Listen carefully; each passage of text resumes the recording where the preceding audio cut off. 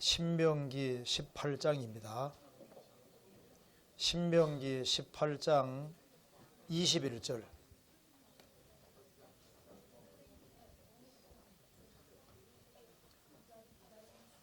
신명기 18장 21절.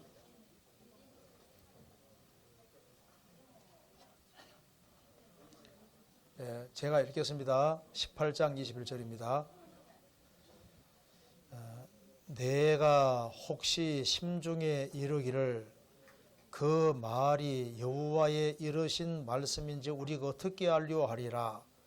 만일 선지자가 있어서 여호와의 이름으로 말한 일에 정함도 없고 성취함도 없으면 이는 여호와의 말씀하신 것이 아니요 그 선지자가 방자한 말이니 너는 그를 두려워 말지니라.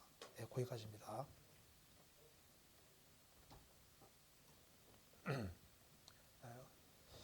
이제 두 번째 말씀을 드리겠습니다. 아까 전에 말씀드린 대로 이 성경은 눈에 보이지 않는 하나님이 자신을 알려주기 위해서 계시로 내려준 책이라는 것을 같이 배웠습니다. 그래서 하나님이 내려주신 책이 성경인데 어떤 사람은 생각을 할 겁니다. 어떻게 이것이 하나님 말씀이냐? 혹시 사람이 자기가 써놓고 하나님 이름을 이용해서 하나님이 가라사대 이렇게 말한 것이 수도 있지 않느냐? 이런 질문을 할 거다 그 말입니다. 그래서 여기 이렇게 말했습니다. 내가 혹시 심중에 이르기를 그 말이 선지자가 한 말이 여호와의 이르신 말씀인지 아닌지 우리가 어떻게 알리오?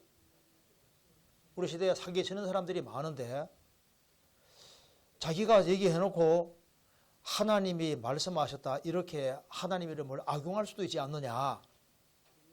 좋은 질문이라고 했습니다.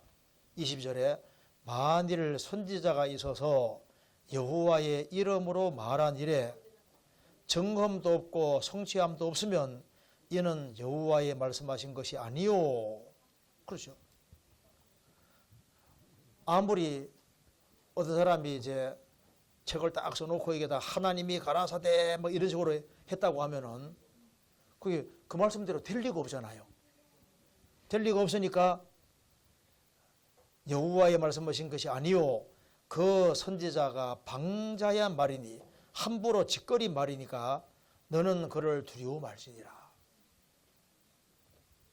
이 진술이 얼마나 정확한 진술입니까? 지금 우리가 지금 21세기에 살고 있습니다.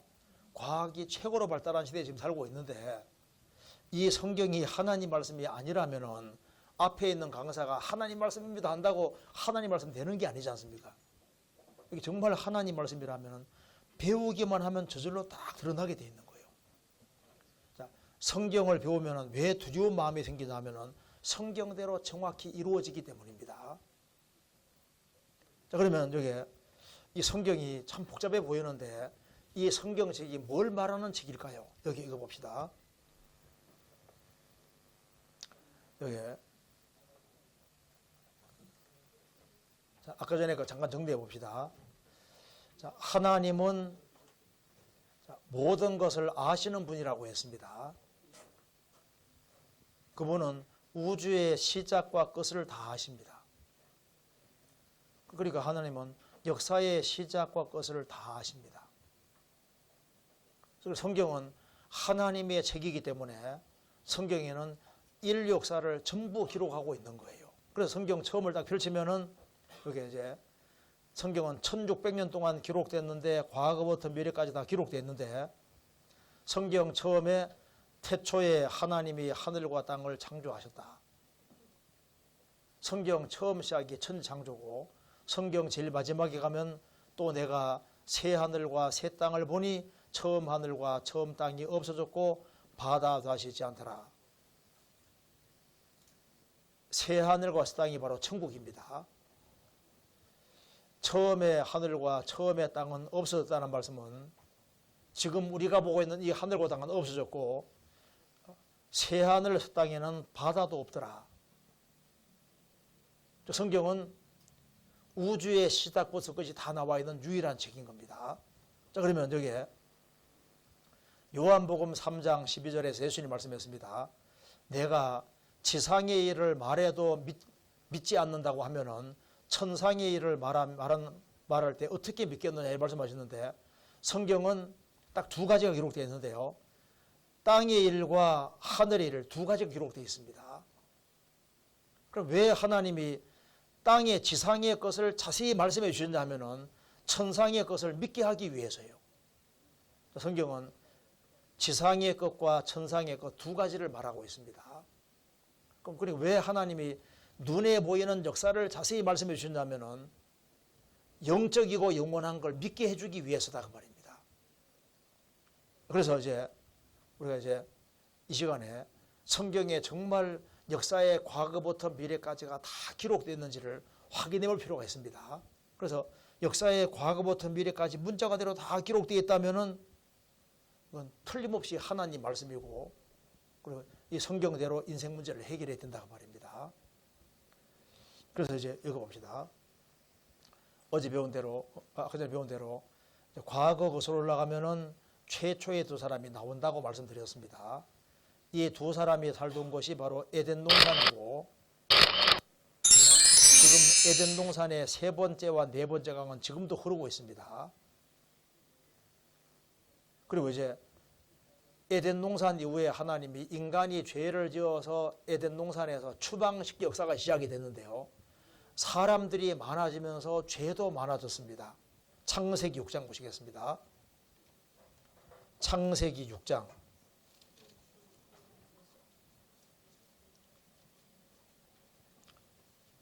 13절.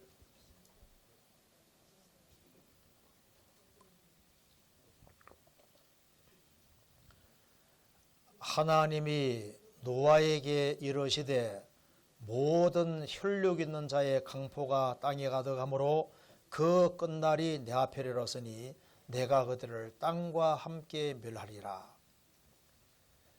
노아가 살던 시대가 되면 지구상의 죄가 제일 많은 시대가 됩니다. 그래서 하나님께서 전 세계를 물속에 집어넣으시고 지구 전체가 150일 동안 물속에 잠기는 홍수 심판이 있었습니다. 이거 봅시다. 방금 읽은 대로 지구상에 죄가 꽉 차서 하나님이 전 세계를 물로 심판하시는데, 노아 시대의 근본적인 죄가 바로 이 죄입니다. 내가 악인에 밟던 옛적 길을 지키려느냐, 그들은 때가 이르기 전에 끊어버리웠고 그 터는 하수로 인하여 함몰되었느니라. 물에 의해서 멸망했다는 겁니다. 그들이 하나님께 말하기를 우리를 떠나소서, 또 말하며 또 말하기를 전능자가 우리를 위해 뭘 할 수 있으랴. 노아 시대는 하나님 우리를 떠나소서, 전능자가 뭘 할 수 있겠습니까? 하나님을 추방시킨 시대예요. 우리 시대도 보십시오. 하나님 없이 지금 잘 먹고 잘 살아준다고 생각하잖아요.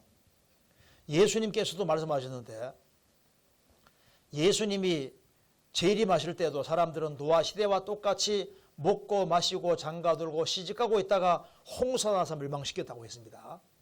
그래서 노아 시대 사람들은 오로지 먹고 마시고 시집가고 장가가고 이거밖에 생각 안 하고 살은 거예요. 자, 뭐가 죄냐 하면은 하나님을 안 찾는 게 죄입니다. 이거 보시죠. 그래서 홍수가 온 원인은 죄가 충만해서입니다.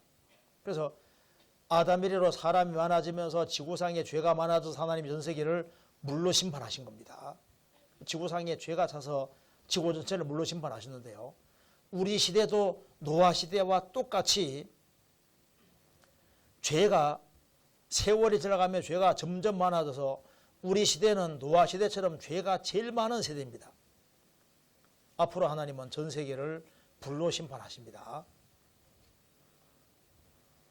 그래서 지구상에 죄가 꽉 차서 하나님이 물로 심판하셨는데, 이 세계적인 홍수 심판이 잘 이해가 안 되니까 영화 중에 딥 임팩트라는 영화가 있습니다.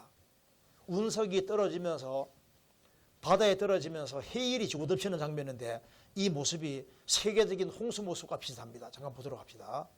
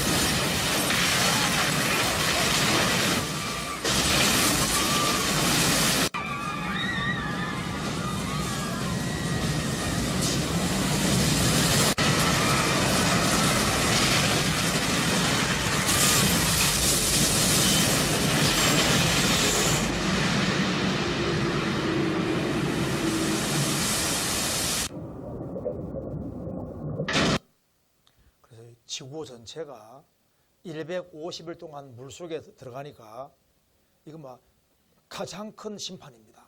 그래서 죄가 꽉 차서 하나님이 전 세계를 물로 심판 내리셨는데 이런 세계적인 홍수를 피하기 위해서는 특별한 배가 필요합니다. 그래서 하나님께서 배를 만들라고 하셨는데 배의 설계도가 여기 기록되어 있습니다. 14절 6장 14절에 너는 잣나무로 너를 위하여 방주를 짓되 그 안팎에 그 안에 간들을 막고 역청으로 그 안팎에 칠하라. 그 방주의 제도는 이러하니 장이 길이가 300규빗 광 넓이가 50규빗 그 높이가 30규빗이며 거기에 창을 내되 위에서부터 한 규빗을 내고 그 문은 옆으로 내고 상중하 3층으로 할지니라. 이렇게 해서 배를 만듭니다. 이거 보시겠습니다. 여기 1규빗이 46.5cm이기 때문에 크기를 딱 계산하면은 길이가 138m, 넓이가 23m, 높이가 14m 되는 배가 나옵니다. 축구장 골대 길이보다 깁니다. 그래서 상중하 3층으로 이렇게 만들려고 했습니다. 그래서 우리나라 해사 기술연구소가 조사를 했는데요. 노아방주 축소모형 만들어 성능 실험을 해보니까 노아방주는 높이 40m 파도가 쳐도 전복이 안 된다는 걸 밝혀냅니다. 그러니까 파도가 40m에서도 전복이 안 되는 거예요. 30m 파고 컸던 과학적 실험 결과가 나왔다. 그래서 방주의 안정성은 배 만드는 전문가들도 인정 43m 파도도 뜨겁다. 요즘 배를 만들 때는 보통 8대1의 비율입니다. 이렇게 해야 속도가 나기 때문에. 그런데 방주는 6대1의 비율인데 6대1의 비율이면 가장 안정됩니다. 그래서 조사해 보니까 43m 파도도 끄떡이 없다. 지구상에서 제일 높은 파도가 30m까지 있었습니다. 그런데 노아방주는 43m 파도가 쳐도 전복이 안 되는 거니까 노아방주는 홍수 피하기 위해 만든 것이 확실한 거예요. 그리고 노아방주는 지구동물 3배 수용 입증이 된다. 종류대로 들어갈 때 이렇게 말하면 사람이 이런 생각합니다. 개만 해도 종류가 이렇게 많은데 근데 아니에요. 개의 종류가 이렇게 많아도 한 종입니다. 339개 종류의 개 종류가 있어도 이게 한 종입니다. 그러니까 노아방주 안에 개 한 쌍이 들어가면은 유전법칙에 따라서 339가지 종류가 다 나올 수 있게 되어 있는 거예요. 그런데 이 개보다 종류가 더 많은 게 말이거든요. 말은 350종류 이상이 있는데 이게 한 종입니다. 그러니까 말 한 종이 들어가면은 온갖 종류의 말이 다 나올 수 있게 되어 있는 거예요. 그래서 지금 계산이 정확히 되는데 여기 이제 지금 지구상에 사는 동물들을 코로 숨쉬는 거 종류대로 한 쌍씩 플러스해서 노아 때부터 지금까지 멸종한 동물들 한 쌍씩 그다음에 노아 8식구 그리고 1년분에 식량하면 이 크기가 정확한 크기인 거예요. 그리고 노아가 방주를 만들었을 때 노아가 사냥해서 집어넣은 거 동물 집어넣은 게 아니고 하나님이 직접 들어가게 했다고 했습니다. 창세기 7장 16절 들어간 것들은 모든 것의 암소라 하나님이 그에게 명하신 대로 들어가매 여호와께서 그를 닫아 넣으시니라. 홍수가 땅에 40일을 있었는지라 물이 많아져 방주가 땅에서 떠올랐고 물이 더 많아져 땅에 창일하며 방주가 물 위에 떠다녔으며 물이 땅에 더욱 창일하며 천하의 높은 산이 다 덮였더니 지구 전체가 물에 잠겼습니다. 노아 시대 때는 높은 산이 없었습니다. 노아 홍수 이후에 지각 변동으로 산 올라갔다고 성경이 말하고 있습니다. 그래서 지구 전체가 물에 잠기고 코로 숨쉬는 것은 다 죽습니다. 그 뒤에 23절 24절 지면의 모든 생물을 썰어버리시니 곧 사람과 짐승과 기는 것과 공중의 새까지라. 이들은 땅에서 썰어버림을 당하여서되 홀로 노아와 그와 함께 방주된 자만 남았더라. 물이 150일을 땅에 창일하였더라. 코로 숨쉬는 것은 다 죽었다 그 말입니다. 지구 전체가 150일 동안 물속에 들어갔으니까 코로 숨쉬는 건 죽을 수밖에 없는 거예요. 여기 두 가지 강조되고 있습니다. 지구 전체가 150일 동안 물에 잠겼고 코로 숨쉬는 건 다 죽었다. 그럼 이거 틀림없이 증거가 있을 겁니다. 근데 우리 시대에 노아 홍수는 가장 쉽게 믿어집니다. 여기 보시면은 전 지구가 덮인 이제 물이 지구를 덮었다고 되어 있는데 이게 정말 사실이냐 그 말입니다. 여기 보시면은 우리가 살고 있는 지각층의 75%가 세디멘터리 락이라고 했습니다. 퇴적층입니다. 75%가. 퇴적층이라는 게 뭘 말합니까? 세계적인 홍수가 있었다 그 말입니다. 그리고 이 그림 잘 보세요. 여기 보시면은 여기 수십억의 사체들이 여기 이제 수십억의 사체들이 이 바위층에 꽉 박혀 있는데 여기에 황색 표시해 놓은 것이 이게 화석이 나온 걸 표시해 놓은 겁니다. 그리고 지금 여기에 이게 수십억의 죽은 사체들이 전 세계적으로 물에 휩쓸려서 죽은 것이 전 세계적으로 사실이기 때문에 바위 층층들이 있지 않습니까? 이게 전세적으로 꽉 있는데 이게 뭘 말합니까? 코로 숨쉬는 것은 다 죽었다는 분명한 증거인 거예요. 지각층의 75%가 퇴적암인데 이건 대홍수가 있었다는 증거고 높은 지대에 수억 마리 물고기 화석이 나온다고 말이에요. 수억 마리 물고기 화석이. 여기 온갖 종류의 동물들이 물에 휩쓸려서 한꺼번에 죽은 것이 전 세계적으로 나옵니다. 이게 네브라스카 혼합 화석입니다. 책 중에서 이게 임마누엘 벨리코프스키가 쓴 Earth in Upheaval이라는 책이 있는데 격동하는 지구라는 책입니다. 이 지구가 납골당이라는 걸 확실히 밝게 됩니다. 전 지구가 물에 잠겼다는 겁니다. 이거 보시죠. 여기에 진하게 칠해놓은 것이 300표시인데 세계 높은 300 어디든지 물속에 안 들어간 것이 없어요. 전 지구가 물속에 들어간 것이 맞습니다. 대홍수의 증거, 화석 무덤. 미국의 네브라스카 주에는 온갖 종류의 동물들이 한꺼번에 묻힌 것이 얼마나 많이 있는지 몰라요. 여기 아프리카 남부입니다. 아프리카 남부 여기 남아공 여기 가면은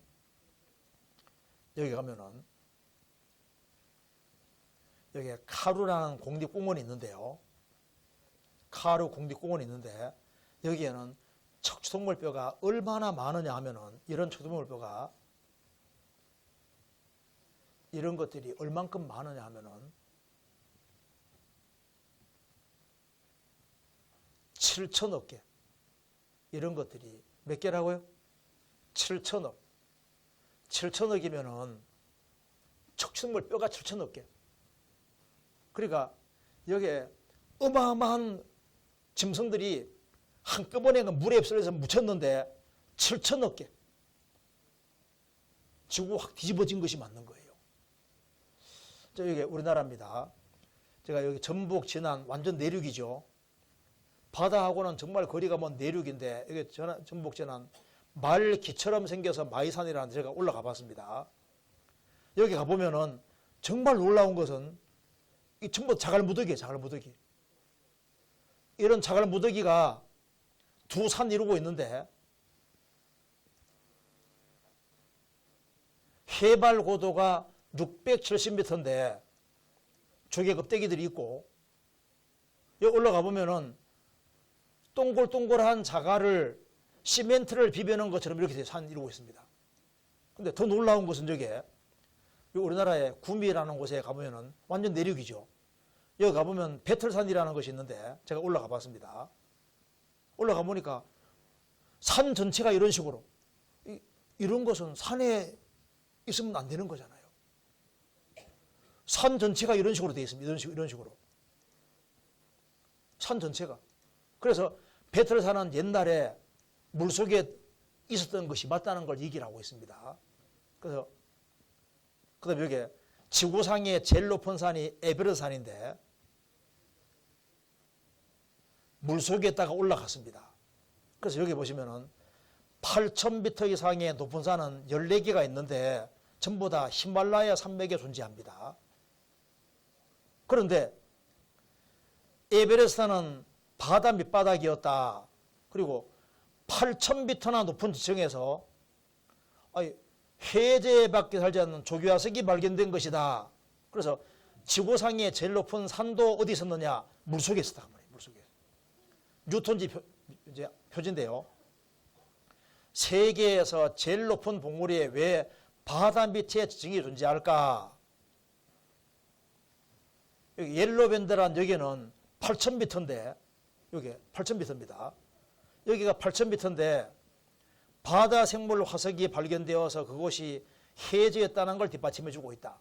그러니까 8,000m 높은 여기도 바닷물 속에 있었던 거예요. 여기 암모나이트 화석이 왜 산에서 나올까요? 바다술 등이 서식한 바다에서 에베레스트 정상이 만들어졌다. 그러니까 지구상에서 제일 높은 산도 바닷물 속에 있었던 거예요. 여기 에베레스트는 바다 속에 있었다. 자, 그러면 제일 높은 산이 바다 속에 있으면 일본은 어떻게 돼? 일본도 전부 다 바닷물 속에 있다가 나온 겁니다. 한국도 마찬가지고. 그래서 에베레스트산에 화석들이 많이 나오는데 왜냐하면 이게 물속에 들어가 있었던 거예요. 이런 화석들이 왜 에베레스트산에서 나올까요? 제가 안데 산맥에 3번 가봤습니다. 3번 가봤는데 안데 산맥 여기에 안데 산맥에 남아있는 조교화석은 산들이 융기 올라갔음을 의미한다. 여기가 해발 고도가 3,200m 높은 안데 산맥인데 여기에 먹는 굴이 이렇게 박혀 있는데 큰 것은 3m, 50cm. 이 먹는 굴이에요. 먹는 굴은 산에 있으면 안 되는데 왜 산에서 나올까요? 여기 보시면은 칠레 칼데아 여기가 고래화석이 왜 산에서 나올까요?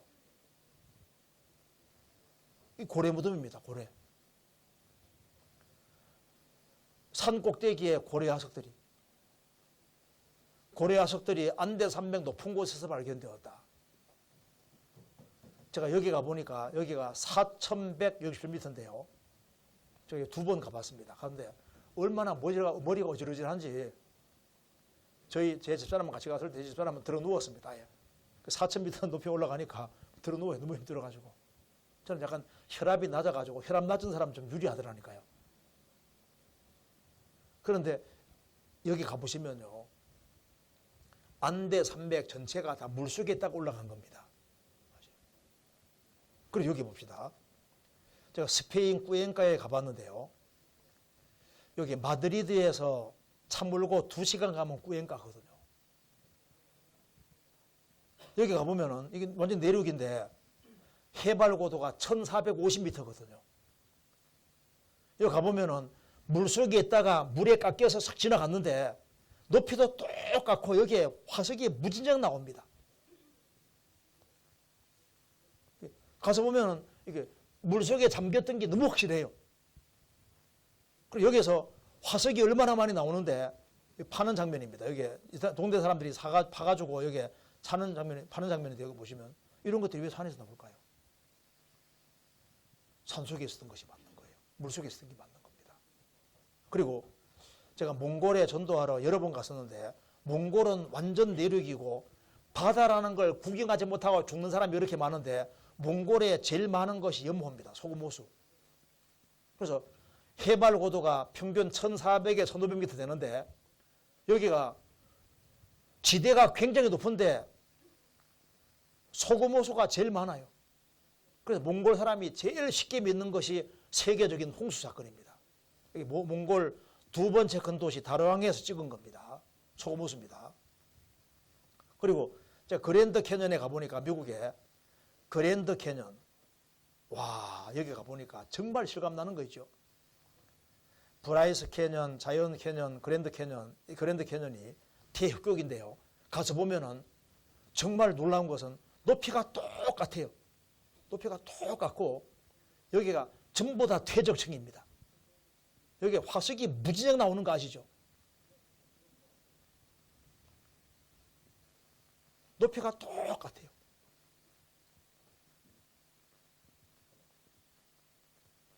그래서 중국은 중국 대륙 곳곳에 남겨진 노화 홍수 증거, 청해는 염호입니다. 소금 호수인데 서울의 7배 정도 큽니다. 소금 호수인 거예요. 중국 청해. 그리고 여기 중국에는 정점이라 해서 이 우물물이 나오는 데가 굉장히 많습니다. 정점에서. 그리고 땅 파는데 우물 파는데 소금물이 나와요. 소금물이 나오는 우물. 그리고 여기 중국 여기 태양산맥 이쪽으로 여기에 높이도 똑같고 여기도 화석이 엄청 많이 나옵니다. 그 중국도 마찬가지고 여기 티벳에 가면은 여기가 티벳에 요게 염전입니다. 염전. 티벳 이게 완전 내륙인데 여기에 왜 이렇게 염전이 이렇게 많을까요?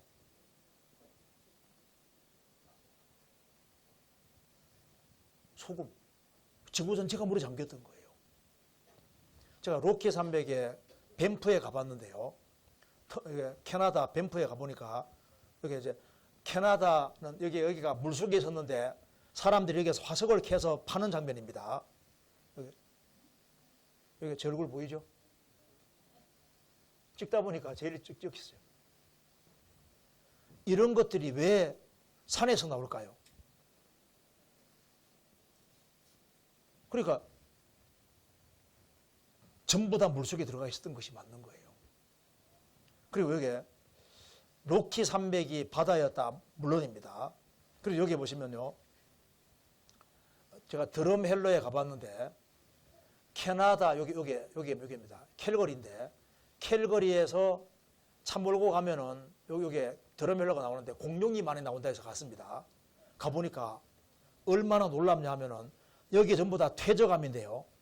퇴적암인데 여기에 화석이 무지하게 나오는데 특별히 공룡 화석이 많이 나와요. 그리고 공룡 화석을 모아놓은 곳입니다. 여기에 들어가서 보니까 이 공룡을 그대로 갖다 놓은 그대로. 이 공룡을 그대로 갖다 놨습니다. 그리고 공룡 발자국 또 얼굴이 찍혔네. 공룡 발자국. 그리고 여기에 심지어 어룡도 나오고 여기가 옛날에 바닷물 속에 있었다고 분명히 말하고 있습니다. 제가 여기 멕시코 야오떼백에 가봤는데요. 해발 고도가 2000m인데 여기서 바다 생물 화석이 나옵니다. 그리고 염전도 그렇게 많아요. 해발 고도 2000m인데 염전입니다. 그리고 페루의 마추픽추 여기도 높은 산인데 높은 산에 도시가 건설되어 있는데 여기에 염전입니다. 염전, 소금. 그리고 볼리비아 우유니 사막 여기도 3,400m 높은데 소금입니다. 이게 전부 다 소금인 거예요. 그러니까 지구 전체가 물속에 잠겼다는 건 너무 확실한 사실입니다. 그러니까 지구 전체가 물에 잠겼다. 성경 진술이 정확합니다. 맞죠? 지구가 어디든지 물속에 들어간 게 맞잖아요. 그러면 지구를 다 덮었던 물이 어디로 갔느냐? 성경에 어디로 물러갔는지도 기록되어 있습니다. 8장 보시겠습니다. 1절에 창세기 8장 1절에 하나님이 노아와 그와 함께 방주에 있는 모든 들짐승과 육족을 건져마사 바람으로 땅 위에 불게 하심에 물이 감하였고 기품의 샘과 하늘의 창이 막히고 하늘에서 벼가 그침에 물이 땅에서 물러가고 점점 물러가서 150일 후에 감하고 지구 전체를 덮었던 물이 물러갔다고 했습니다. 어디로 물러갔을까요? 이거 보시죠. 어디로 물러갔냐 하면 여기에 물이 물러가고 점점 물러가서 150일 후에 감했다. 어디로 물러갔냐 하면은 시편에 기록된 대로 하나님이 바닷물을 모아서 무더기같이 쌓았다. 빙산입니다. 여기 남극 대륙의 빙산인데요. 여기 보시면은 남극 대륙이 얼마나 크냐 하면은 한반도 전체 61배 넓입니다. 한반도 61배. 얼음 두께가 최고 4,000m. 그리고 여기 남극 대륙에다가 미국을 갖다 놓으면은 미국이란 나라가 다 들어가고도 이만큼 남으니까 거의 한 미국이란 나라 2배 정도 큰 것이 남극 대륙인데 여기 얼음 두께가 평균 2,000m입니다. 그래서 이 남극의 얼음이 다 녹으면 어떻게 되느냐? 다 녹으면은 오늘날 정밀 조사해 보니까 해수면이 58m가 상승한답니다. 그러니까 남극 얼음만 다 녹아도 해수면이 58m가 전체로 세계적으로 높아지니까 밀물 솔물 작용하면 어떻게 될까요? 보통 도시들은 다 물속에 들어가려고 하는 거예요. 그렇죠? 그러니까 지구 전체를 덮었던 물이 일부가 어디로 가 있냐면 남극 얼음으로 다 쌓여 있는 거예요. 또 깊은 물을 곳간 물창고에 가뒀다고 성경에 되어 있는데 여기 보시면은 지금 바다에 움푹 패인 곳이 많지 않습니까? 그런데 특별히 제일 깊은 바다가 이게 마리아나 해구라는 곳입니다. 바다가 움푹 패여 있는데 물창고들이 많은데 제일 깊은 데가 마리아나 해구인데 얼마나 깊냐 하면은 이 마리아나 해구는 깊이가 에베레스트 산을 다 집어넣고도 2,076m가 더 깊어요. 그러니까 산보다 바다가 더 깊다 그 말입니다. 그래서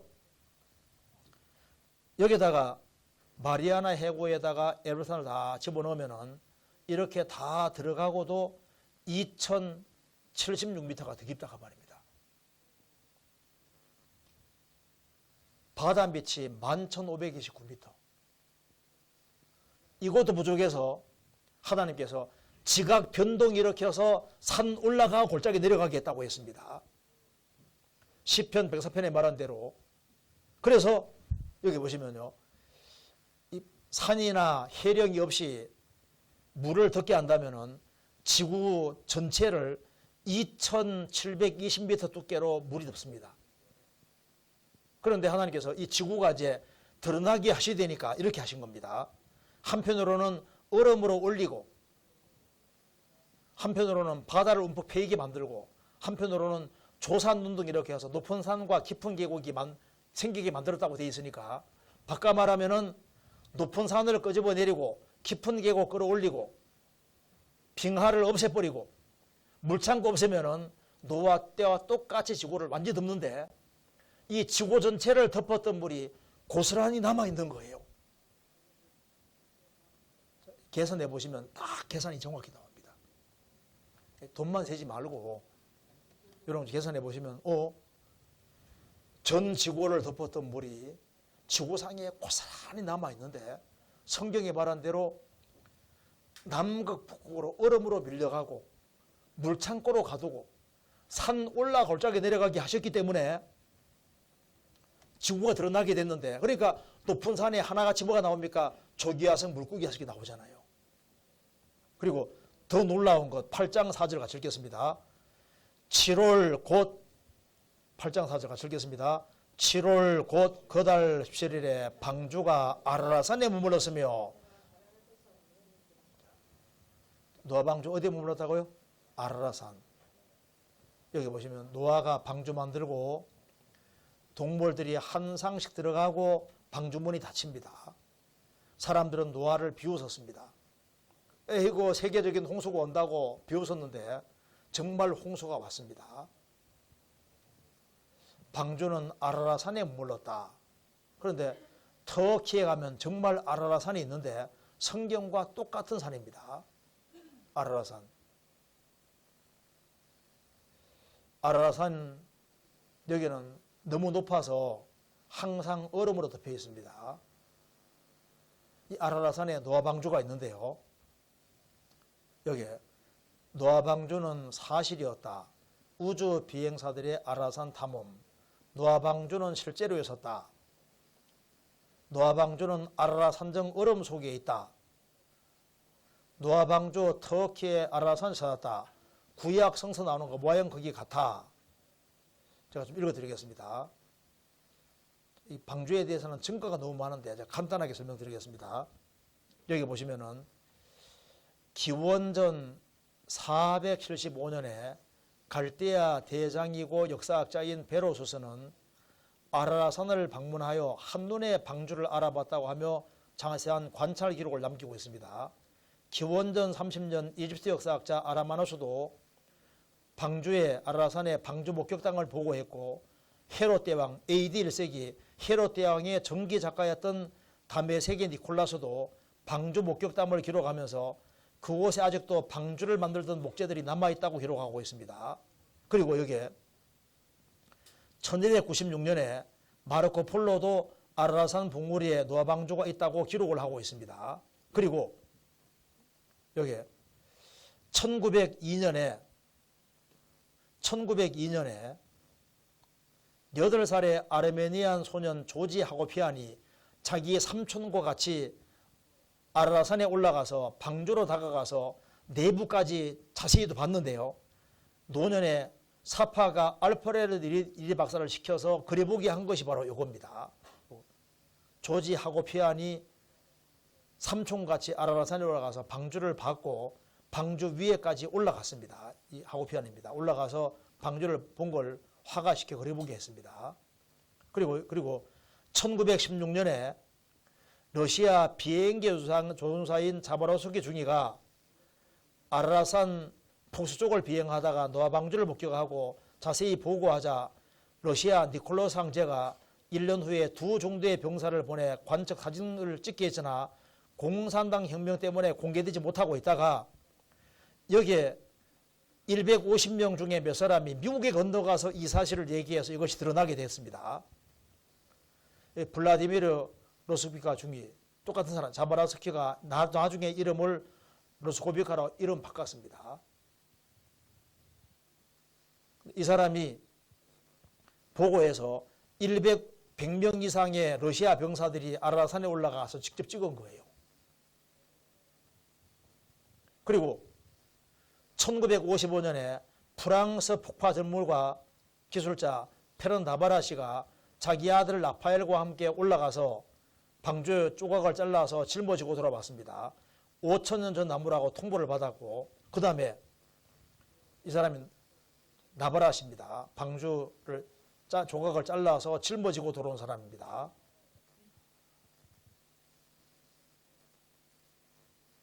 고고학자들을 깜짝 놀라게 했다. 그리고 아라라산정 얼음 속에 배가 있습니다. 그리고 여기에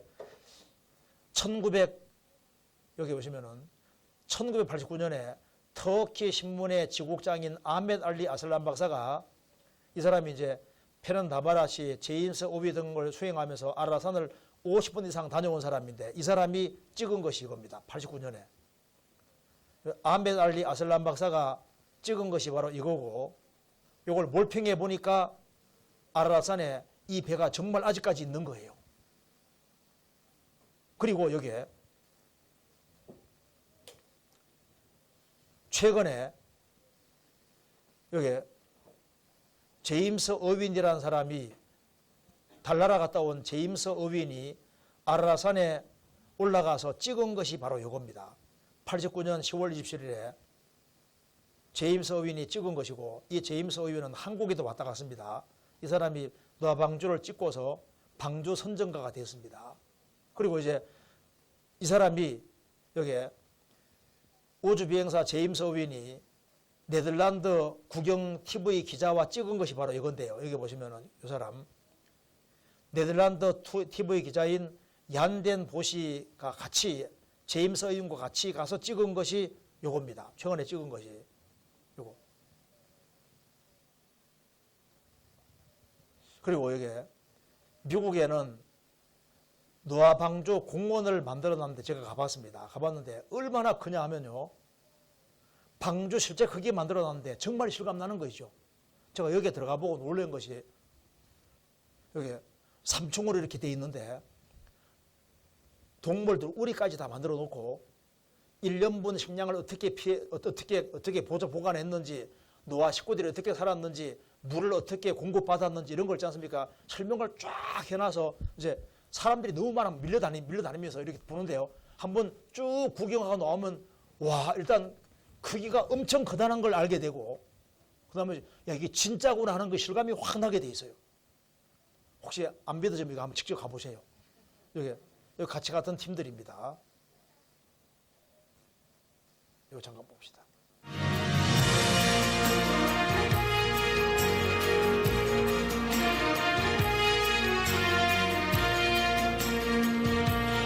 방주 실제 크기를 만들어놨어요. 그리고 여기 우리나라 KBS에서 나온 거 잠깐 보도록 합시다. 비디오 잠깐 봅시다. 아라란, 구약 성경의 가장 유명한 산 중에 하나다.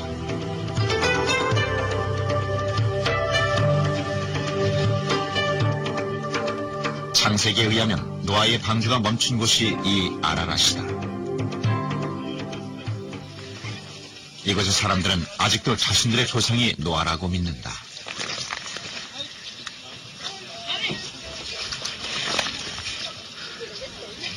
Villages here, which is it we call it for the Noah's Ark? Is it they be, for example, is it Noah's village site here?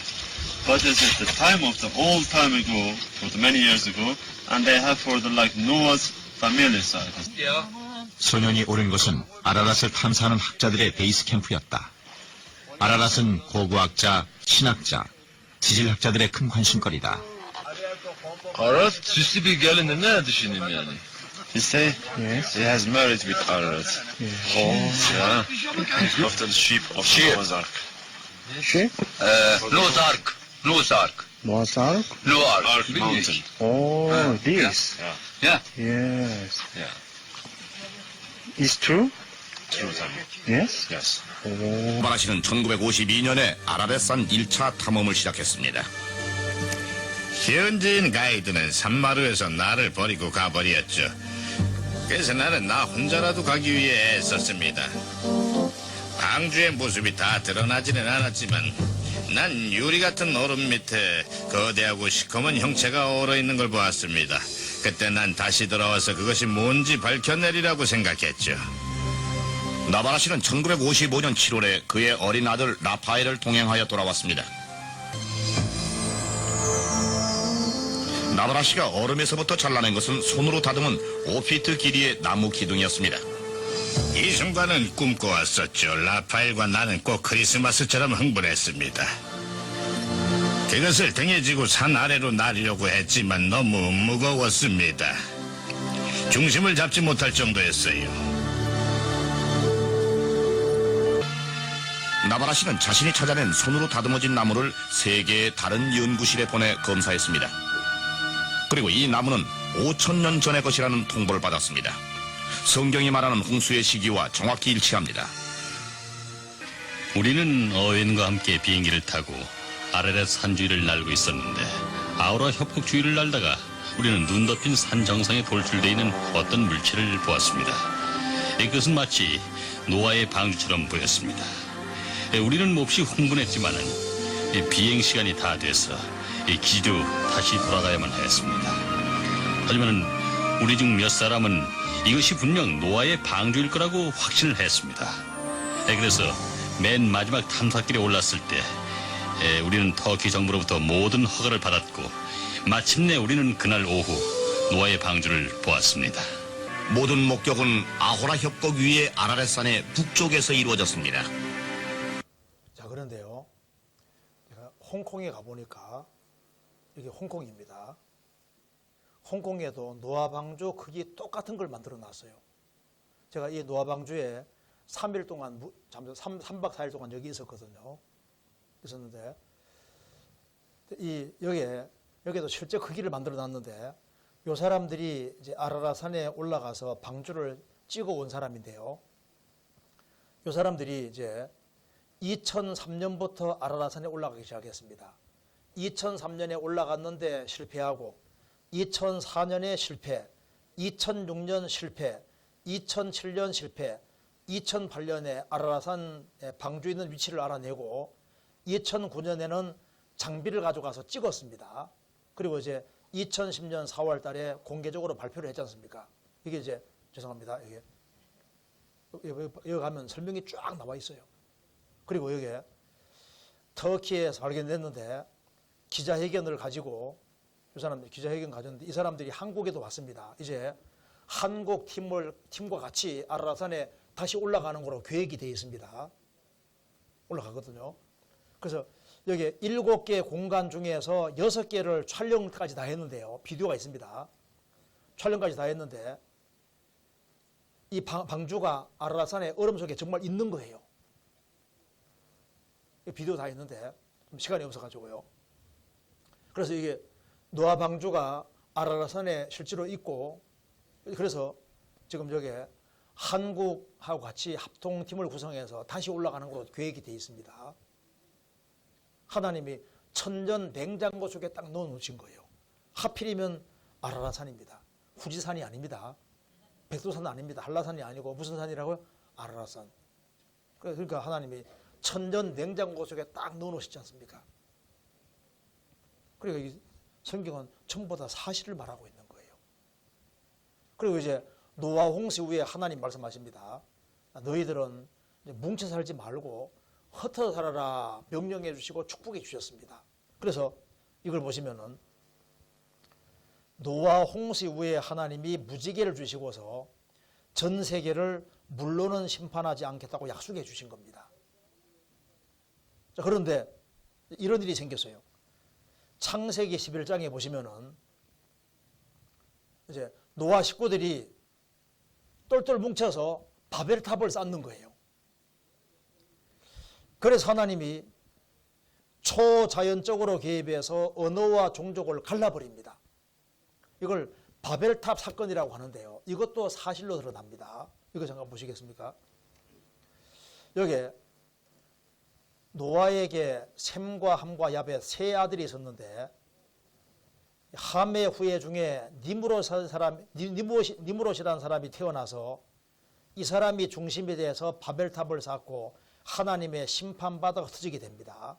이것 때문에 다양한 왜곡과 방언이 생기고 삼색인종이 생기게 됩니다. 바벨탑의 위치는 이라크입니다. 여기 성경 창세기 11장에 신할 평지에서 만들어졌는데 신할이 토판에 나오는데 현재 이라크 지역을 옛날부터 신할이라고 불렀습니다. 그리고 바벨탑은 이라크 알리 부근에 있었다. 바벨탑을 쌓은 자리가 이라크인데 이걸 발견한 사람이 콜데바이라는 사람입니다. 이 사람인데요.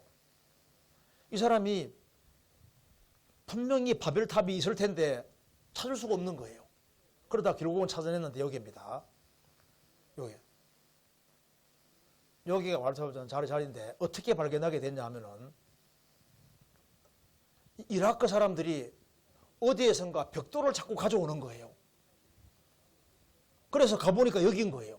근데 벽돌을 너무 많이 가져가서 이제 얼마 안 남은 거예요. 조사해 보니까 여기가 가로가 90m, 넓이가 90m, 요게 바벨탑을 90m 되는 걸 쌓았는데요. 역사 기록하고 딱 맞는 거예요. 그래서 바벨탑을 쌓은 자리도 밝혀지고, 그리고 여기 보시면은 여기입니다. 그리고 여기 이 사건 때문에 삼색인종이 생기는데 여기 보시죠.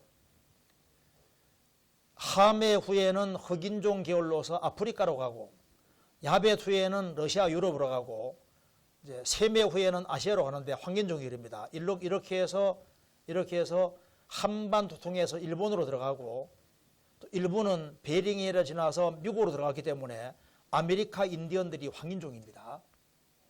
역수적 하면 여기 다 만나게 돼 있는 거예요. 이렇게 흩어지게 된 겁니다.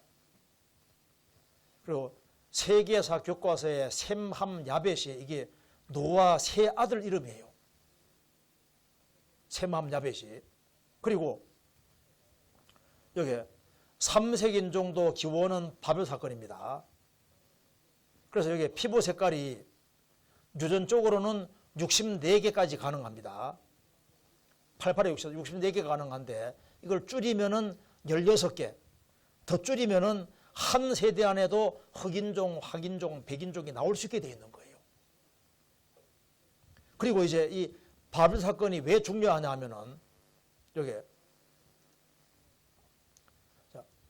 일본 민족과 한국 민족의 기원이 어떻게 되느냐. 바벨탑을 쌓은 자리에서 제일 가까운 데서 첫 번째 문명이 생겼습니다. 메소포타미아, 이집트, 인더스 황하 문명이 생기는데 우리 민족은 이렇게 온 겁니다. 그래서 역수적 하면 다 만나게 되어 있습니다. 그리고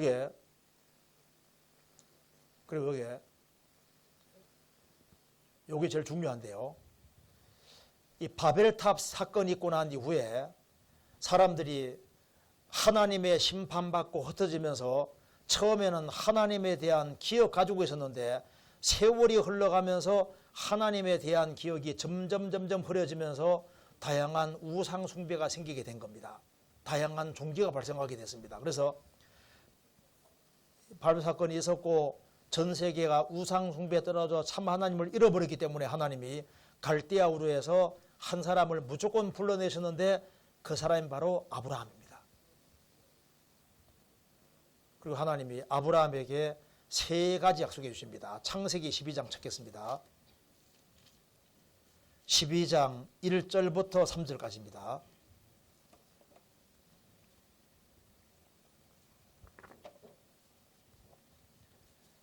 여호와께서 아브라함에게 이르시되 너는 너의 본토 친척 아비 집을 떠나 내가 내게 지시할 땅으로 가라.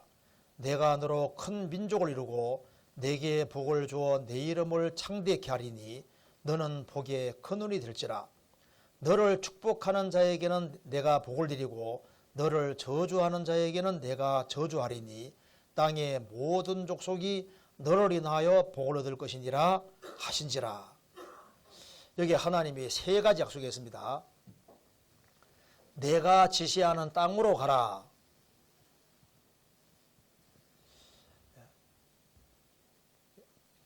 여기 보면은 하나님이 지시하신 땅이 바로 가나안 땅. 내가 너를 큰 민족이 되게 해주겠다. 그 민족이 바로 이스라엘 민족이고 너는 축복의 근원이 될 것이다. 그리고 지상의 시족 모든 민족들이 너에 의해서 축복을 받을 것이라고 했는데요. 요약하면 이렇게 됩니다. 땅은 이스라엘 사는 가나안 땅, 민족은 이스라엘 민족, 복의 근원은 바로 예수님 말씀합니다. 그런데 하나님이 말씀하시기를 처음부터 땅의 모든 족속, 모든 시족, 모든 족속이 너를 인해 복을 받을 것이다. 이렇게 말씀해 주셨습니다. 우리가 이번에 여기 앉아있는 이유가 바로 이 복 받으려고 앉아있는 거예요. 이 복을. 지구상의 모든 민족에게 주는 이 복을 받으려고 여기 앉아있는 겁니다. 여기 잠깐 봅시다. 그래서 아브라함이라는 사람도 실제 인물이라는 게 밝혀집니다. 자, 그런데 우리가 지금 여기 갈라디아 3장 8절 9절 말씀 속에 하나님이 창세기 12장에 하신 약속을 다시 이렇게 재론하고 있는데 같이 읽겠습니다.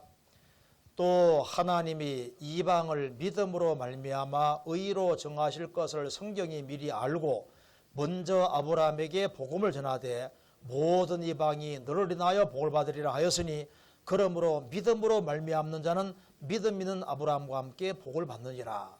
이게 세 번이나 신앙에 의해서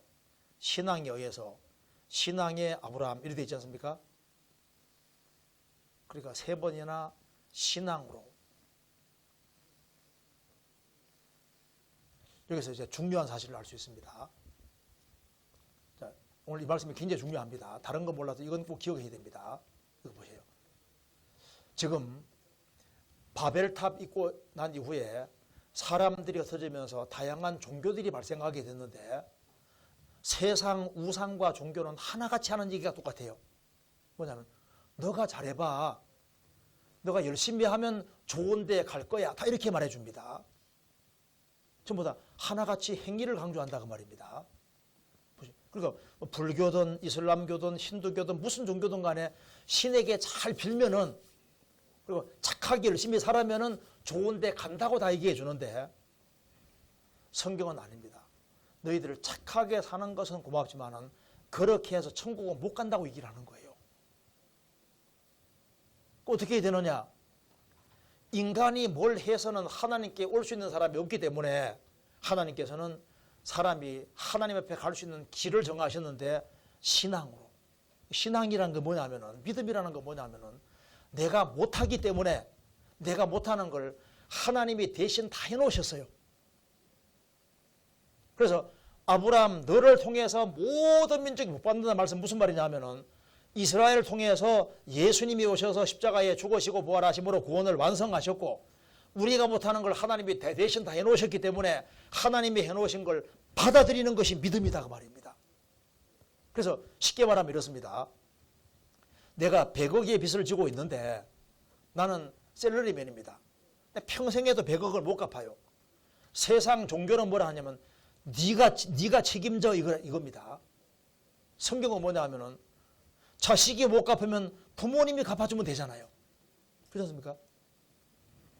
부모가 능력이 있으면 100억 딱 갚아주면 금방 해결되는 거예요.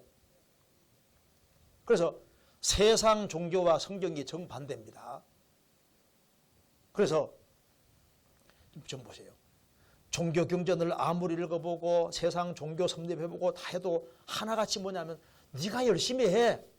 열심히 하면 좋은 데 다 갈 수 있어. 근데 아셔야 될 것이 있습니다. 하나님은 하나님이거든요. 하나님은 무한히 기가 나신 분이기 때문에 죄라고 하는 것은 전혀 없는 분인 거예요. 그래서 인간은 착하게 살아도 타락된 죄가 있기 때문에 하나님께 갈 수가 없는 거예요. 그래서 착하게 사는 건 고맙지만 하나님께 올 수가 없으니까 인간이 못하는 걸 하나님이 100% 대신 다 해놓고 하나님이 해놓은 것을 공짜로 받아들이는 것이 믿음이다 그 말입니다. 그래서 이게 하나님이 선물을 준비해놨는데 이 구원이라는 선물을 인간이 받아들이면 느껴지는 거고 받으면은 마음속에 감사한 마음이 생깁니다. 제가요 83년도 9월 25일에 거듭났는데 이 하나님의 선물을 딱 받고 나니까 너무너무 감사한 거 있죠. 그래서 내가 공로 세울 필요 없이 천국하게 해놓으셨구나 하는 걸 깨달으니까 너무너무 감사해서 이걸 전해주고 싶은 마음이 생기더라니까요. 그래서 인생의 문제 푸는 것은 뭘 해서 푸는 것이 아니라 공짜 좋아하는 사람이 풀기가 쉬운 거예요. 공짜 좋아하세요? 공짜 무료 공짜. 그래서 이번에 이제 이 문제를 해결해야 되는데요. 우리가 지금 창세기 12장 3절에 나와 있는 이 복을 받으려고 이게 앉아 있는 겁니다. 그러면 이제 하나님이 값없이 주는 이 은혜를 이걸 깨우쳐야 되는데 문제는 바벨탑으로 인간이 타락해서 온갖 우상 숭배를 하고 있으니까 어느 신이 진짜 신인지를 모르고 있는 거예요. 그래서 하나님께서 아브라함 통해서 이스라엘 민족을 왜 역사 무대에 세우셨냐 하면은 이유가 여러 가지가 있는데 이스라엘 민족을 특별히 택하신 이유가 있습니다. 첫 번째 이유는 전 세계 사람에게 하나님이 성경 기록해 주려고 이스라엘 택하신 거예요. 두 번째는 하나님이 사람이 되시는 통로가 되기 위해서입니다. 그래서 하나님이 사람이 되신 분이 바로 예수님인 거예요. 그런데 세 번째 중요한 이유는 전 세계 사람에게 하나님을 보여주기 위해서입니다. 신명기 7장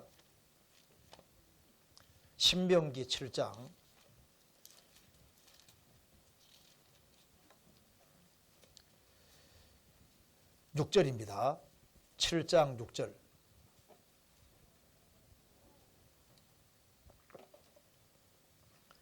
너는 여호와 내 하나님의 성민이라.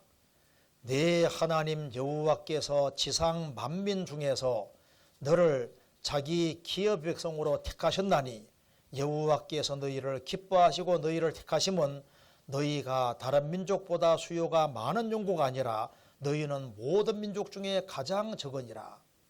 자, 이거 봅시다.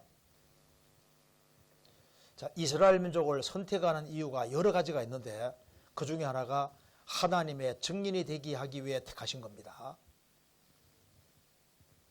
자, 그래서 여기에 이사야 43장 10절에 보면은 이스라엘 민족을 바로 이스라엘 민족 너희들은 나의 증인이라고 했습니다. 이스라엘 민족을 왜 택하셨냐 하면은 바벨탑 이래로 인간이 터져서 온갖 우상 숭배를 하고 있으니까 참 하나님을 잃어버렸기 때문에 바로 이스라엘을 택한 여호와만 진짜 하나님이라는 걸 보여주는 증인으로 딱 부르신 거예요. 그래서 세상 중앙에 사는 백성이라고 에스겔 38장에 기록되어 있습니다. 세상 중앙에 딱 두셨는데 하나님을 증거하려고 하신 거예요. 이 자리는 아주 좋은 자리인 동시에 불리한 자리입니다. 바로 밑에 아프리카가 있죠. 동쪽이 아시아, 서쪽이 유럽이 있는데 말 잘 들으면 영향력을 미치기 제일 좋은 자리고 말 안 들으면 밟히기 제일 좋은 자리입니다. 여기 딱 두신 거예요. 그래서 이스라엘은 세상 중앙에 거하는 백성입니다. 제가 워싱턴에 여기에 2번 가봤는데요. 유대인 학살 기념관입니다. 2번째 갔을 때 찍은 겁니다. 학살 기념관인데 더 홀로코스트는 유대인 대학살이라는 뜻입니다. 여기 가보니까 사람 신발들을 많이 모아놨더라니까요. 유대인들이 깨서실에 죽은 신발들을 모아놨습니다. 그리고 이제 구경 다 하고 나오니까 바깥에 유아 마이 위트니스죠. 이스라엘아 너희들은 나의 증인들이라 글자가 크게 쓰여 있더라니까요. 백악관 바로 옆입니다. 그래서 이스라엘 민족은 하나님을 증거하기 위해 부르심 받은 백성이에요. 자, 그러면 봅시다. 하나님이 이제 이스라엘 민족을 선택하셨는데 문제는 이스라엘도 하나님 제대로 모르니까 먼저 이스라엘부터 믿어야 될 거 아니에요. 그래서 하나님께서 이스라엘 백성들에게 먼저 하나님을 확실하게 믿게 해줘야 되니까 하나님이 출애굽 사건을 일으키신 겁니다. 이스라엘은 출애굽을 통해서 여호와가 하나님인 걸 아주 확실히 믿게 됐어요. 이거 봅시다. 이제 아브라함이 이삭을 낳았고 이삭이 야곱을 낳았고 야곱의 식구들이 기근 피해서 에집트로 내려가게 됩니다.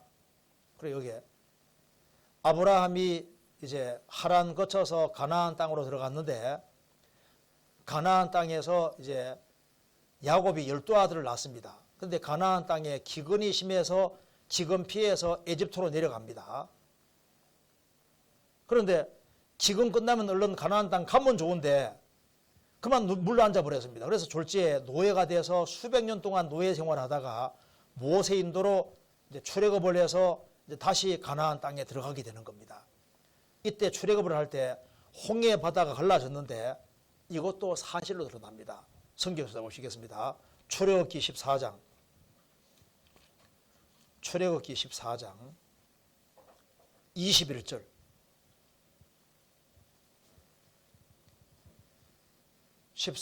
21절 제가 읽겠습니다. 모세가 바다 위로 손을 내어 민대 여호와께서 큰 동풍으로 밤새도록 바닷물을 물러가게 하시니 물이 갈라져 바다가 마른 땅이 된지라. 이스라엘 자손이 바다 가운데 육지로 행하고 물은 그들의 좌우에 벽이 되니.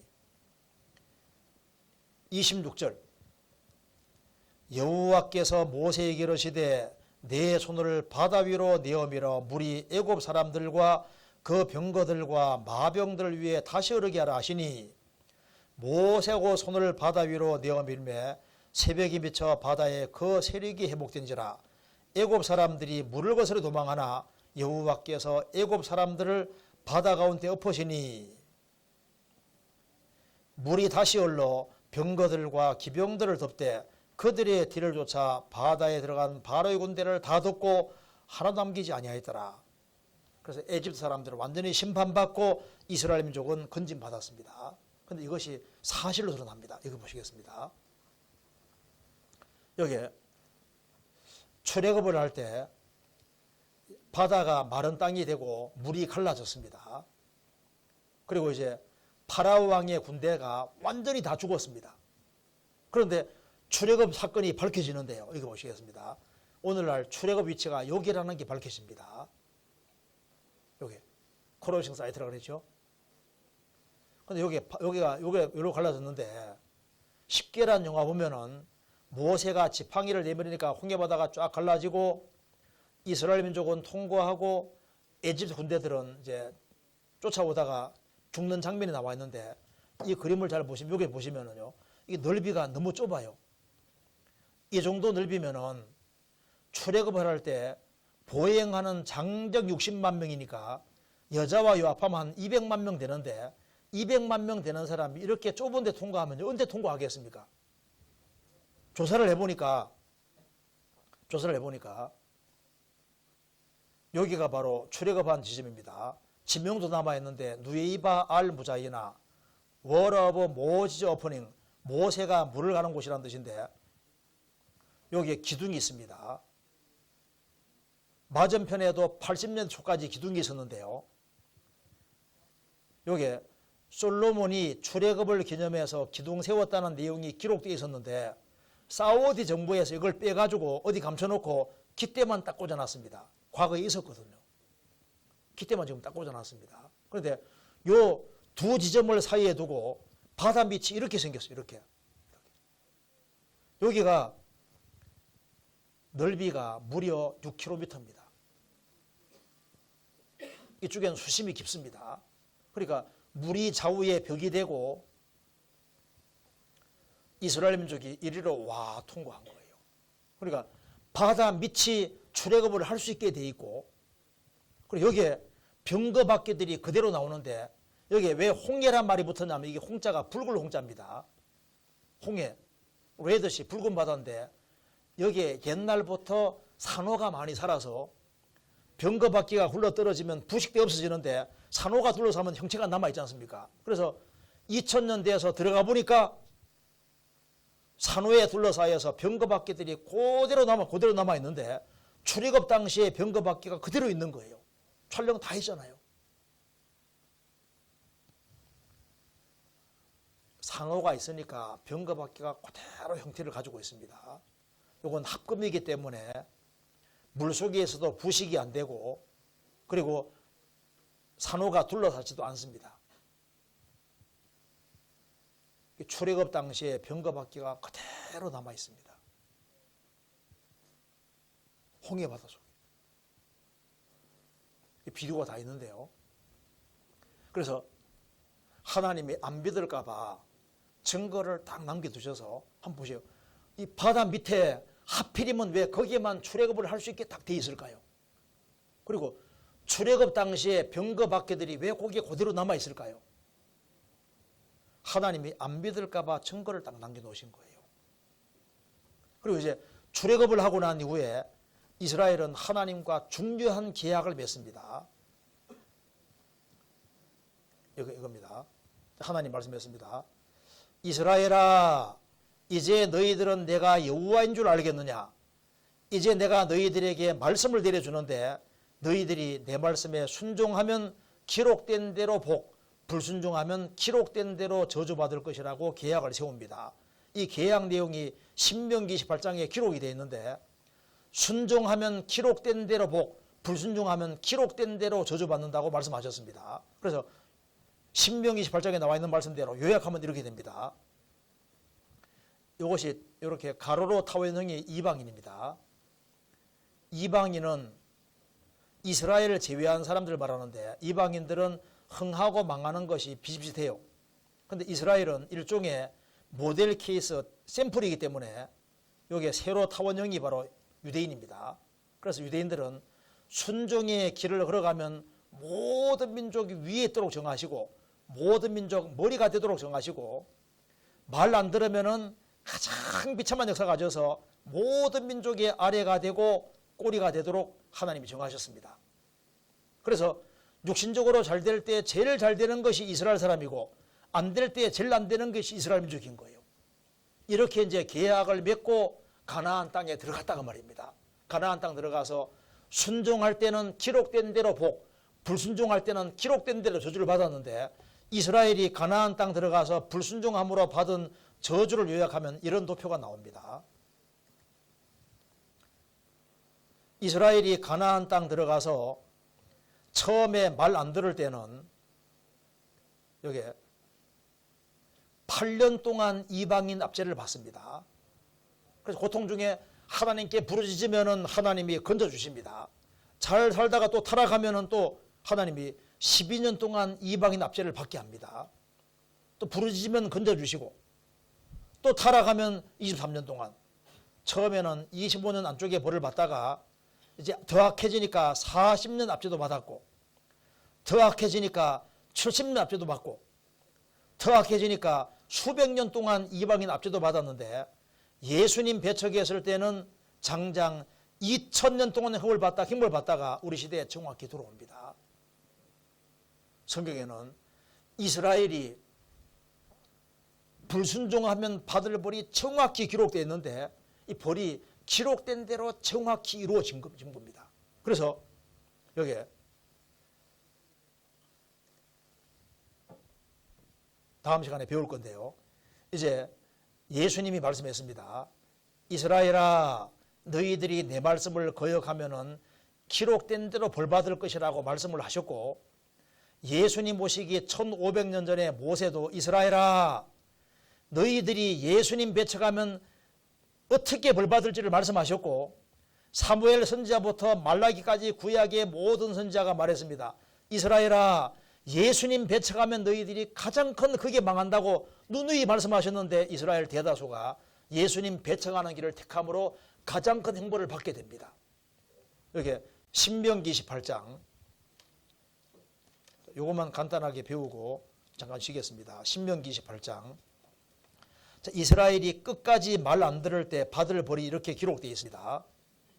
28장 53절.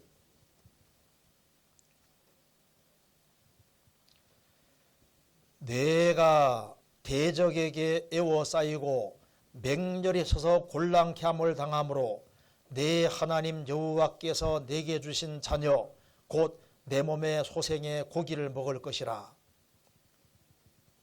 57절. 그 다리 사이에서 나온 태와 자기의 낳은 어린 자식을 가만히 먹으리니 이는 내 대적이 내 생명을 애워싸고 맹렬히 서서 곤란케 함으로 아무것도 얻지 못함이니라. 여기에 이스라엘이 끝까지 불순종하면 자녀고기 먹을 것이라고 예언했습니다. 근데 이 말씀이 그대로 이루어집니다. 근데 그 뒤에 63절. 이왕의 여호와께서 너희에게 선을 행하시고 너희로 번성케 하시기를 기뻐하시던 것 같이 이제는 여호와께서 너희를 망하게 하시며 멸하시기를 기뻐하시리니 너희가 들어가 얻는 땅에서 뽑힐 것이요 여호와께서 너를 땅 이 끝에서 저 끝까지 만민 중에 흩으시리니. 모세가 이것을 기록할 때는 가나안 땅 들어가기 전입니다.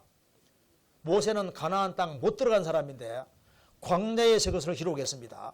너희들이 가나안 땅에 들어가게 되겠지만은 끝까지 불순종하면은 가나안 땅에 뽑혀서 땅 이 끝에서 저 끝까지 만민 중에 흩어지게 될 것이다.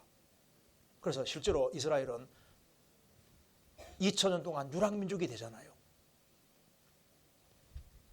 AD 135년에 로마 황제가 쳐들어와서 이스라엘의 985개 도시를 파괴하고 58만 명을 죽였습니다. 그리고 유대인들을 위해서 법을 세웠습니다. 유대인들 보니까 말썽 많은 민족이니까 법을 딱 세워서 이스라엘은 이스라엘 땅에 못 산다. 그래서 135년에 완전히 뽑혀서 유랑민족이 돼버린 겁니다. 그 뒤에 65절부터 67절까지 같이 읽겠습니다. 그 열국 중에서 내가 평화함은 함을 얻지 못하며 내 발바닥을 싣고 또 얻지 못하고 오직 여호와께서 거기에서 너의 마음으로 떨고 눈으로 쇠하고 정신으로 살랑케 하시리니 내 생명이 의심나는 곳에 달린 것 같아서 주야로 두려워하며 내 생명을 확신할 수 없을 것이라. 내 마음의 두려움과 눈에 보는 것으로 인하여 아침에는 이러기를 저녁이 되었으면 좋겠다 할 것이요 저녁에는 이러기를 아침이 되었으면 좋겠다리라. 제가 유대인 죽이던 수용소를 가봤습니다. 유대인들을 제일 많이 죽인 곳이 아우슈비츠 수용소고 두 번째가 독일의 베르겐벨전입니다. 제가 독일의 베르겐벨전에 갔을 때 딱 들어가는 순간에 이게 뭡니까 물으니까 무덤이 무덤. 유대인들을 막 500명씩 한꺼번에 끌어 묻은 무덤이 쫙 있고 필름을 막 계속 보여주는데요. 유대인들을 유럽에 잡아와서 들판에다 가두고 하루에 빵을 센티미터로 딱 잘라서 한 조각 딱 줍니다. 물은 알아서 해결하고 그래서 막 죽도록 노동시키는 거예요. 그래서 빵 한 조각 먹고 하루 종일 일해야 되니까 이 지겨운 낮이 언제가 지나가 밤이 되고 밤에는 배가 너무 고프니 잠이 안 오잖아요. 아침에 빵 한 조각 먹으니까 이 지겨운 밤이 언제 지나 아침이 될고 이 말씀에 실감이 확 나더라니까요. 이거 한번 봅시다. 여기 보시면요. 이제 이거 한번 봅시다. 여기에 이스라엘 민족은 예수님을 배척하는 길을 택합니다. 다음 시간에 이스라엘 민족이 망한 왜 배척했는지 이유는 조금 이따 배우고요. 이스라엘 민족은 그리스도를 배척하면서 말했습니다. 예수님 죽이는 핏값을 우리와 우리 자손에게 돌리십시오. 그리스도를 끝까지 대적한 그 결과는 영원한 멸망입니다. 아주 2000년간 멸망당했는데요. 여기 경향신문입니다. 온 바다가 잉코로 채워져 있고 온 세계 갈대가 편이며 온 세계인이 글을 쓴다 해도 유태인이 받은 박해를 모두 쓰기 어렵다는 말이 있다. 어렵다는 말이 있다. 바다 전체가 잉코고 온 세계 갈대가 편이고 온 세계인의 편자국을 써도 유태인 박해는 못 쓸 것이다. AD 70년 예루살렘 멸망 후 그들은 2000년 동안 흩어져 만국의 한 속에 살았다. 2000년 동안. 히틀러가 600만 명 죽였는데 이거는 이때만 있었던 게 아닙니다. 그래서 예수님이 원수들이 토성 쌓고 사면에 가둔다는 말씀대로 로마 군대가 AD 70년에 쳐들어와서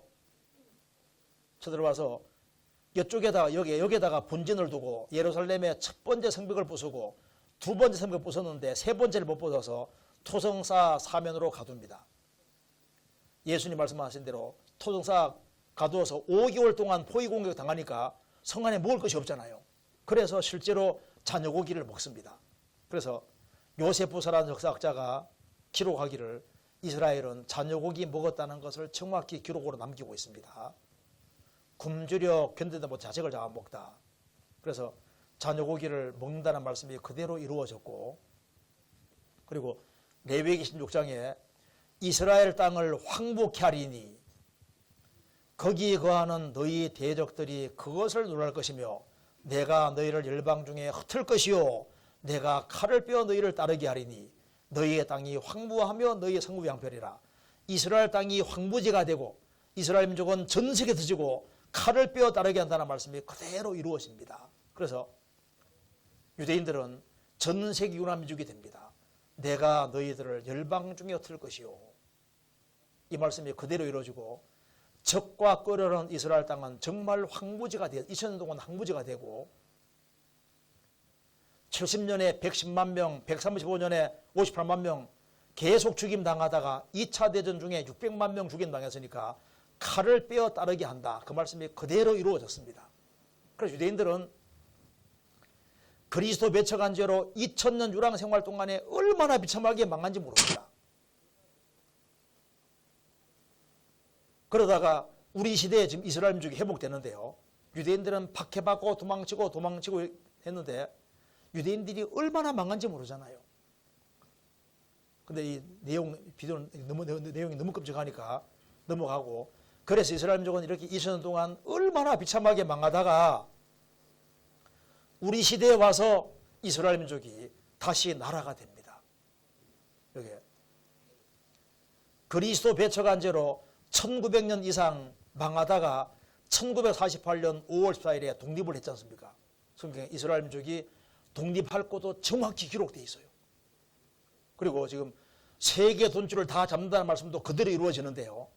성경대로 망하고 성경대로 이스라엘 민족이 회복이 되는데 이제 이스라엘 역사를 꼭 배워야 되거든요. 그래서 이제 잠깐 쉬고 난 이후에 이제 이스라엘 민족 역사를 자세하게 배우시면 아, 이것이 우연이 아니라는 걸 깨달을 수 있을 겁니다. 잠깐 쉬겠습니다.